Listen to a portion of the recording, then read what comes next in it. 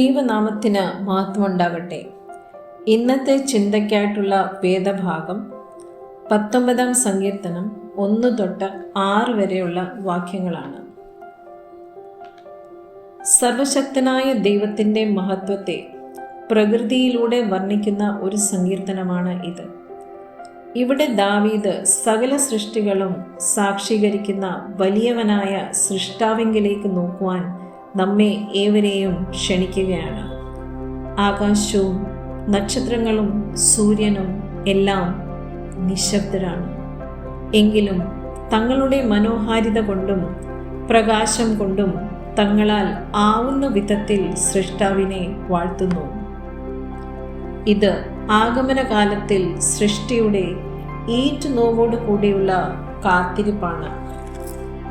4 മുതൽ 6 വരെയുള്ള വാക്യങ്ങളിൽ സൂര്യനെ മണവറയിൽ നിന്നും പുറത്തു വരുന്ന ഒരു മണവാളനോട് ഉപമീകരിച്ചിരിക്കുന്നു. ഈ ഉപമ വെളിപ്പെടുത്തുന്നത് ഈ ലോകത്തിലേക്ക് വെളിച്ചമായി വന്ന കർത്താവിനെയാണ്. വീണ്ടും മണവാളനായി തൻ്റെ മണവാട്ടിയായ സഭയെ ചേർക്കുവാൻ ഒരുങ്ങുന്ന ക്രിസ്തുവിനെയാണ്. ഈ ആഗമനകാലത്തിൽ ദൈവിക സൃഷ്ടിയുടെ വൈവിധ്യവും മനോഹാരിതയും നമ്മൾക്ക് കൂടുതൽ അനുഭവിക്കാം.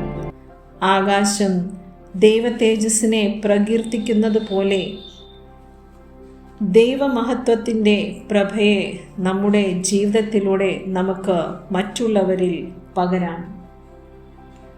സൂര്യൻ തൻ്റെ രശ്മികൾ കൊണ്ട് ജീവനും ചൈതന്യവും നൽകുന്നത് പോലെ ദൈവിക ന്യായപ്രമാണം സകലർക്കും ചൈതന്യം പകരുന്നതാണ്. പ്രിയമുള്ളവരെ, ദൈവം കാലാകാലങ്ങളിൽ പ്രകൃതിയിലൂടെ നമ്മോട് സംസാരിച്ചു കൊണ്ടിരിക്കുകയാണ് എന്നത് പലപ്പോഴും ദൈവസൃഷ്ടിയായ മനുഷ്യൻ ഗ്രഹിക്കുന്നില്ല എന്നതാണ് വാസ്തവം.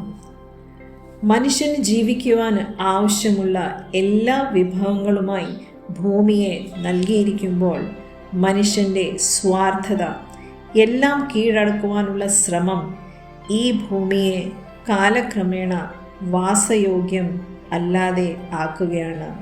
ഇത് മനുഷ്യൻ ദൈവം മുൻപാകെ ചെയ്യുന്ന പാപമല്ലയോ? സൂര്യൻ എന്നും തൻ്റെ കടമ നിർവഹിക്കുന്നത് പോലെ ഓരോ ദിവസവും നമ്മുടെ ദൈനംദിന പ്രവൃത്തി കൊണ്ട് പ്രകൃതിയെ മലിനപ്പെടുത്താതെ ജീവിക്കാം. ആവശ്യത്തിലിരിക്കുന്നവരെ സഹായിച്ചും സങ്കടപ്പെട്ടിരിക്കുന്നവരെ ആശ്വസിപ്പിച്ചും അങ്ങനെ ഓരോ ദിവസവും ഒരു വ്യക്തിയെങ്കിലും മുഖത്ത് ഒരു പുഞ്ചിരി നൽകുവാൻ സാധിച്ചു എങ്കിൽ പ്രത്യാശ നഷ്ടപ്പെട്ട് ഉഴലുന്ന ഈ ലോകത്തിന് പ്രത്യാശയുടെയും പ്രകൃതിയുടെയും കിരണങ്ങൾ പകരുവാൻ പറ്റും.